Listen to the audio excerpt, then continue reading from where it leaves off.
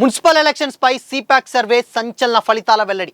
116 మున్సిపాలిటీల్లో 74 స్థానాలు కాంగ్రెస్ గెలుస్తుందంటూ సిపాక్ survey clarity. Ground report samples ద్వారా స్పష్టం చేశామంటూ సిపాక్ ఎండి కిరణ్ వెల్లడి. ఇంతకీ మున్సిపల్ పోరులో ఎగ్జిట్ పోల్స్ ఏం చెప్తున్నాయి? Watch this video.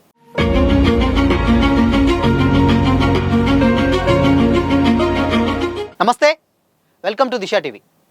రాష్ట్రంలో జరిగిన మున్సిపల్ ఎన్నికలపై civil poles analysis committee CPEC అనేటువంటి సంస్థ సంచలన రిపోర్ట్ను విడుదల చేసింది. ఎన్నికల నోటిఫికేషన్కు ముందు నుంచే జనం నాడిని పసిగట్టేందుకు ఫీల్డ్ స్టాఫ్ను రంగంలోకి దింపింది. 4 నెలల నుంచి గ్రౌండ్ రిపోర్ట్ని తయారు చేస్తున్నామన్నది. నోటిఫికేషన్ మొదలు పోలింగ్ వరకు ప్రతి మున్సిపాలిటీ కార్పొరేషన్స్లో శాంపిల్స్ను సేకరించింది. అభ్యర్థుల ప్రకటన, సభలు, సమావేశాలకు జనం నుంచి వచ్చేటువంటి స్పందనను పరిగణనలోకి తీసుకున్నది. వాటన్నింటినీ విశ్లేషించి మున్సిపల్ ఎన్నికల ఫలితాలు కాంగ్రెస్కు పూర్తి అనుకూలంగా ఉంటాయని చెప్తుంది సిపాక్ సంస్థ. సిపాక్ సంస్థ ఎండి కిరణ్ సర్వే రిపోర్ట్ను దిశకు అందజేశారు. రాష్ట్రంలోని బుధవారం జరిగినటువంటి మున్సిపల్ ఎన్నికల్లో కాంగ్రెస్ భారీ విజయం సాధిస్తుందని సిపాక్ ఎగ్జిట్ పోల్ సర్వే వెల్లడించింది. రాష్ట్ర వ్యాప్తంగా 116 మున్సిపాలిటీలు, 7 కార్పొరేషన్లపై అధికార పార్టీ తన ఆధిపత్యాన్ని చాటుకుంటుందని స్పష్టం చేసింది. కాంగ్రెస్ 5 కార్పొరేషన్లను, 74 మున్సిపాలిటీలను కైవసం చేసుకున్నదని చెప్పింది. ప్రతిపక్ష బీఆర్ఎస్, బీజేపీ చెరొక కార్పొరేషన్ పీఠాన్ని దక్కించుకునే అవకాశం ఉన్నదని తెలిపింది. కాగా కాంగ్రెస్ విషయానికి గల కారణాలు కూడా వెల్లడించింది. ఈ ఎన్నికల్లో బీఆర్ఎస్, బీజేపీ చతికిల పడినటువంటి తీరును కూడా సంస్థ స్పష్టం చేసింది. సిపాక్ సర్వే సంస్థ టీం సభ్యులు రాష్ట్ర వ్యాప్తంగా ప్రతి మున్సిపాలిటీ, కార్పొరేషన్లో 800 మంది పనిచేశారు. గత 134 రోజులుగా సంస్థ మున్సిపల్, కార్పొరేషన్ ఎన్నికలపై దృష్టి సారించారు. నోటిఫికేషన్ రాకముందే ప్రక్రియను కూడా ఆరంభించింది. తొలుత ఏ పార్టీ ఏ స్థాయిలో గెలుచుకుంటుంది, అభ్యర్థుల ప్రకటన, ఆ తర్వాత జనం నాడిని పసిగట్టేందుకు ప్రయత్నించింది. కాంగ్రెస్, బీఆర్ఎస్, బీజేపీ సభలు, సమావేశాలను సునిశ్చితంగా పరిశీలించింది. ఆ సభలకు వచ్చేటువంటి స్పందన, జనం అభిప్రాయాలను కూడా క్రోడీకరించింది. రాష్ట్ర వ్యాప్తంగా సర్వేలో ప్రతి వార్డును కవర్ చేశారు. అందుకే ధైర్యంగా ఏ పార్టీ ఎన్ని సీట్లు గెలవనుందన్నదో అంచనా వేసి చెప్పగలుగుతున్నామని సిపాక్ ఎండి కిరణ్ ప్రకటించారు. నోటిఫికేషన్, ప్రచారం, పోలింగ్ అన్నింటినీ కూడా పరిశీలించినటువంటి తర్వాతే తమ ఫలితాలను ప్రకటిస్తున్నామన్నారు. కాంగ్రెస్ ప్రధానంగా కార్పొరేషన్లపై దృష్టి సారించింది. ప్రతి కార్పొరేషన్లోనూ మేయర్ పీఠాన్ని కైవసం చేసుకునేందుకు సీఎం రేవంత్ రెడ్డి పని విభజన చేశారని సిపాక్ సంస్థ అభిప్రాయపడింది. మంత్రులు, ఎమ్మెల్యేలకు పూర్తి స్వేచ్ఛ ఇవ్వడం ద్వారా సఫలమైనట్లు కూడా కిరణ్ చెప్పారు. పైగా ప్రతి కార్పొరేషన్ పైన తన మార్క్ అభివృద్ధిని ప్రజలకు వివరించడంలో ముఖ్యమంత్రి సక్సెస్ అయ్యాడని కూడా అన్నారు. అయినా నిజామాబాద్లో మాత్రం బీజేపీకి కాస్త మొగ్గుందన్నారు. అందుకు ఎంపీ ధర్మపురి అరవింద్ పటిష్టమైనటువంటి వ్యూహాలే కారణమని కూడా చెప్పుకొచ్చారు. మిగిలిన కార్పొరేషన్లలో కొత్తగూడెం మాత్రం కమ్యూనిస్టుల వశం కానుందని సర్వే ద్వారా వెల్లడైంది. మిగతా అన్ని కార్పొరేషన్లలో కాంగ్రెస్ పార్టీ అభ్యర్థులే మేయర్లుగా గెలుపొందడం పక్కా అని సర్వే సంస్థ స్పష్టం చేసింది.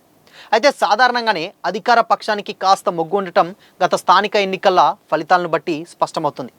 ఇటీవల పంచాయతీ ఎన్నికల్లోనూ అదే నిజమైంది. ఇప్పుడు ప్రతి పట్టణ ప్రాంతంలోనూ అభివృద్ధిని కోరుకుంటున్నారు. మౌలిక సదుపాయాల కల్పనను ప్రతి ఓటర్ ఆశిస్తున్నాడు. దీనికి తోడు పేదలకు సన్నబియ్యం, రేషన్ కార్డుల పంపిణీ పాజిటివ్గా మారిందని సిపాక్ చెప్పుకొచ్చింది. కొన్ని ప్రాంతాల్లో సీఎం రేవంత్ రెడ్డి ఆ కార్పొరేషన్ అభివృద్ధి తన బాధ్యతగా ప్రచారం చేశారు. ఇంకా 3 ఏళ్ల పాటు కాంగ్రెస్ అధికారంలో ఖచ్చితంగా ఉంటుంది. ఈ క్రమంలో నిధుల మంజూరుకు ఆటంకం కలగకుండా ఉండాలంటే కాంగ్రెస్ అనివార్యంగా జనం భావించారని కూడా చెప్పింది. బీఆర్ఎస్ అభ్యర్థులు ప్రచారంలో జనాన్ని ఆకట్టుకోలేకపోయారనలో వెనకబడ్డారని కూడా క్లారిటీ ఇచ్చింది. అయితే 7 కార్పొరేషన్లలో 5 కాంగ్రెస్కేనని, బీఆర్ఎస్ ఖాతాలో 36 మున్సిపాలిటీలు, బీజేపీ, సిపిఐకి చెరో కార్పొరేషన్ అని కూడా గ్రౌండ్ రిపోర్ట్స్ అండ్ శాంపిల్స్ ద్వారా స్పష్టం చేసినటువంటి సిపాక్ సంస్థ ఎండి సర్వే కిరణ్ కూడా వెల్లడించారు. అయితే కిరణ్ మాట్లాడుతూ, నేను మా ఫీల్డ్ స్టాఫ్ కసి, పట్టుదలతో నిద్రాహారాలు మానుకొని పనిచేశాం. మానసిక, శారీరక శ్రమతో కూడుకున్నది. గతంలో అనేక సంస్థలతో కలిసి పనిచేసినటువంటి నా అనుభవాన్ని ఫీల్డ్ స్టాఫ్కు నేర్పించా. ఆ అనుభవంతోనే ఓటర్ నుంచి ఖచ్చితమైనటువంటి అభిప్రాయాన్ని రాబట్టగలిగేందుకు దోహదపడింది. ఇక ముందు కూడా నిర్దిష్టమైనటువంటి స్పష్టమైన సర్వే ద్వారా ఎన్నికల ఫలితాలను మీ ముందుంచే ప్రయత్నం చేస్తామని కూడా సిపాక్ కృషి చేస్తున్నామని కూడా చెప్పుకొచ్చింది. అయితే ఇక మున్సిపల్ ఎన్నికల్లో కాంగ్రెస్ పార్టీ తన హవాను కొనసాగించనుందని ఓవరాల్ ఎగ్జిట్ పోల్స్ అయితే అంచనా వేశాయి. కాంగ్రెస్ అధికారంలోకి వచ్చాక మొదటిసారిగా పార్టీ గుర్తులపై జరిగినటువంటి ఎన్నికలు కావడంతో ప్రజల తీర్పుపై ఉత్కంఠ నెలకొంది. ఈ నేపథ్యంలోనే మున్సిపాలిటీలు, కార్పొరేషన్లలో రెండింటిలో హస్తం పార్టీ స్పష్టమైన మెజార్టీ సాధించనుందని సర్వే సంస్థలు ప్రకటించాయి. మున్సిపాలిటీల్లో అధికార కాంగ్రెస్ పార్టీ తర్వాత బీఆర్ఎస్ నిలుస్తుందని కూడా, కార్పొరేషన్లో మాత్రం బీజేపీ ఉంటుందని కూడా చెప్పింది. బుధవారం పోలింగ్ అనంతరం 2 సర్వే సంస్థలు ఎగ్జిట్ పోల్స్ను వెల్లడించాయి. 2 కూడా 5 కార్పొరేషన్లలో కాంగ్రెస్ స్పష్టమైనటువంటి మెజార్టీ సాధిస్తుందని కూడా ప్రకటించాయి. నిజామాబాద్, కరీంనగర్లో బీజేపీ ఆధిపత్యాన్ని ప్రదర్శించనుందని కూడా తెలిపాయి. పీపుల్స్ పల్స్ సంస్థ నిజామాబాద్ మినహా మిగిలిన అన్ని వాటిల్లో కూడా కాంగ్రెస్ ఆధిక్యతను ప్రదర్శించనుందని కూడా తెలిపింది. కరీంనగర్లో ఏ పార్టీకి స్పష్టమైనటువంటి మెజార్టీ రాదని, అత్యధిక సీట్లు సాధించినటువంటి పార్టీగా బీజేపీ నిలుస్తుందని కూడా వెల్లడించింది. మున్సిపాలిటీలో అత్యధికంగా కాంగ్రెస్ పార్టీ కైవసం చేసుకుందని కూడా అంచనా వేసింది. అలాగే పల్స్ టుడే సంస్థ 7 కార్పొరేషన్లలో 5 కాంగ్రెస్ కైవసం చేసుకున్నదని తెలిపింది. నిజామాబాద్, కరీంనగర్ కార్పొరేషన్లో మాత్రం సింగిల్ లార్జెస్ట్ పార్టీగా బీజేపీ అవతరించనుందని, ఏ పార్టీకి స్పష్టమైనటువంటి మెజార్టీ రాదని కూడా వెల్లడించింది. మరోవైపు కరీంనగర్లో బీజేపీ తర్వాత కాంగ్రెస్ 2వ స్థానం, నిజామాబాద్లో మాత్రం ఎంఐఎం 2వ స్థానంలో నిలుస్తుందని ఈ సర్వే ఫలితాలు చెప్తున్నాయి. అయితే మొత్తంగా ఇప్పటి వరకు అంటే దాదాపు ఎన్ని రోజుల్లో ఏంటి అని, ఎన్ని రోజులు ఎప్పుడెప్పుడు ఎలక్షన్స్ జరుగుతాయి, ఎవరు గెలుస్తారు, అండ్ దాని తర్వాత ప్రభుత్వం ఏర్పడినటువంటి తర్వాత మొదటిసారిగా పార్టీ గుర్తుల మీద జరుగుతున్నటువంటి ఎన్నికలు కాబట్టి చాలా ప్రెస్టీజియస్గా చాలామంది అభ్యర్థులు కానీ లేకపోతే అటు లీడర్స్ కానీ ఎమ్మెల్యేలు కానీ తీసుకున్నారు. అయితే ఈ ఎలక్షన్స్లో దాదాపు ఎన్ని ప్రయత్నాలు చేయాలో అన్ని ప్రయత్నాలు చేశారు. డబ్బులు పంచారన్నారు, కొన్ని కామెంట్స్ వినిపించాయి. దాని తర్వాత మద్యం, దాని తర్వాత చికెన్ బిర్యానీ ప్యాకెట్లు కూడా పంచినటువంటి సందర్భాలు కూడా సోషల్ మీడియాలో అయితే వైరల్ అయ్యాయి. సో మొత్తంగా ఎవరికి వారు అంటే లీడర్స్, లోకల్ లీడర్స్ కూడా వాళ్ళు ఎవరైతే ఉంటారో ఏ పార్టీకి చెందినటువంటి వ్యక్తులు ఇన్ కేసు ఒక వ్యక్తి చెప్తే ఇంకొక 3-4 ఓట్లు ఇన్ఫ్లుయెన్స్ అవుతాయి, లేదంటే ఒక ఫ్యామిలీ ఓట్స్ ఇన్ఫ్లుయెన్స్ అవుతాయి. కులాలకు అతీతంగా, మతాలకు అతీతంగా ఎవరింటారు, అండ్ కులంగా మతంగా చెప్తే ఎవరింటారు, ఇలా అన్ని ప్రయత్నాలు రాజకీయ నాయకులు చేశారు. ఎలక్షన్స్ అయిపోయాయి. సో మొత్తంగా ఏదైనా కానీ ఇన్ కేస్ ఏదైతే జూబ్లీహిల్స్ తరహాలో జూబ్లీహిల్స్ నియోజకవర్గంలో జరిగినటువంటి గత ఉప ఎన్నికలను మాదిరిగానే ప్రభుత్వంలో ఉన్నటువంటి పార్టీకే పట్టం కట్టబెట్టాలన్నటువంటి ఉద్దేశంతో మున్సిపల్ ఎన్నికల్లో కూడా ఎక్కువగా కాంగ్రెస్ పార్టీకి వైపే మొగ్గు చూపినట్లు కూడా ప్రజలు అర్థమవుతుంది.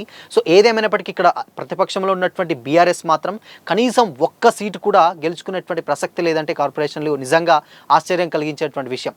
సో ఇప్పుడు గతంలో సర్పంచ్ ఎన్నికల్లో కూడా కేసీఆర్ పెద్దగా బయటికి రాలేదు, అండ్ ఇక ఇక్కడ మున్సిపల్ ఎన్నికల్లో కూడా ఇంత లాస్ జరుగుతున్న పార్టీకి ఈసారి కూడా కేసీఆర్ పెద్దగా బయటకు వచ్చి ప్రచారం చేసినటువంటి సిచ్యువేషన్స్ కూడా ఎక్కడా కనిపించలేదు. సో పెద్ద ఆయన బయటికి రాకపోవడమే అందుకు కొంచెం దెబ్బ పడింది బీఆర్ఎస్కి. అందుకోసమనే కొంచెం ఇబ్బందులు పడ్డటువంటి సిచ్యువేషన్స్ ఉన్నాయి. అందుకనే రేపటి రోజు ఏదైనా ఇన్ కేస్ కాంగ్రెస్ కనుక ఎక్కువ స్థానాలు కనుక గెలిస్తే ఈ లోపల డెఫినెట్గా బీఆర్ఎస్ లోపల ఉన్నటువంటి నాయకులది కూడా ఉంటుందని కూడా మరికొంతమంది అయితే సోషల్ మీడియాలో కామెంట్ చేస్తున్నారు. బట్ ఏదేమైనప్పటికీ కూడా ఇప్పుడు పార్టీ పరంగా వచ్చినటువంటి ఈ గుర్తులు ఉన్నాయి కాబట్టి మేజర్గా ఇప్పుడు ఇన్ కేస్ ఇంతవరకు అంటే గతంలో జరిగినటువంటి సర్పంచ్ ఎన్నికల్లో కేవలం ఓన్లీ నార్మల్ గుర్తులతో జరుగుతాయి. ఇవి పార్టీ గుర్తులతో జరిగిన ప్రతి ఒక్కరు చాలా ఛాలెంజింగ్గా తీసుకున్నారు. కానీ బట్ ఏదేమైనప్పటికీ గట్టి పోటీ ఇచ్చినప్పటికీ బీఆర్ఎస్ మాత్రం ఆబ్వియస్గా కొంచెం ఎందుకో సక్సెస్ అవ్వడంలో కొంచెం వెనకబడ్డదని కూడా ఎగ్జిట్ పోల్స్ అయితే చెప్తా ఉన్నాయి. బట్ ఏ ఎగ్జిట్ పోల్స్ చూసుకున్నా కానీ మేజర్గా కాంగ్రెస్ వైపే ప్రజలు మొగ్గు చూపారు మున్సిపల్ ఎన్నికల్లో. అంటే ఈరోజు ఒక్కరోజు అయితే రేపు రిజల్ట్స్ ఉంటాయి. రేపు ఇవే ఎగ్జిట్ పోల్స్ మహా అయితే పెద్దగా చేంజెస్ అయితే ఉండదు. బట్ ఎనీవే కాంగ్రెస్ మాత్రం అధికారంలో ఉంటుంది మరొకసారి అని కూడా, అంటే మున్సిపల్ ఎన్నికల్లో కూడా తన డామినేషన్ని చూపిస్తుందని కూడా చాలామంది అయితే అక్కడ ఉన్నటువంటి ఎగ్జిట్ పోల్స్ సంబంధించినటువంటి సంస్థలు వెల్లడిస్తూ ఉన్నాయి. సో మరి చూడాలి, ఇన్ కేస్ ఇంకొక రోజు మాత్రమే టైం ఉంది.